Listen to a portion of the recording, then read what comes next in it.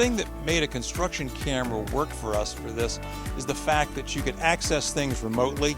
I'm in Baltimore, this is in Hagerstown, it's 70 miles away, and I'm able to manage the project from there, set up new timelines for the time lapses, and it works beautifully.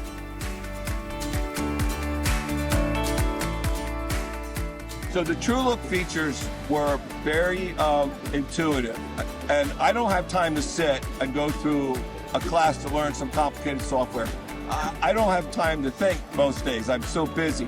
And this went up, and I just played around with the drop-down menus, and before you know it, I could do anything I wanted to.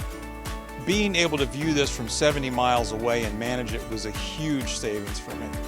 If we had done this with DSLRs and batteries and memory cards, I would have been up here constantly, or I would have had to have hired somebody here to manage it, and we didn't have to do that. This thing ran almost flawlessly for a year. I didn't know what to expect, and I was immensely impressed with what happened. Well over 29,000 individual people viewed that live camera page 120,000 times.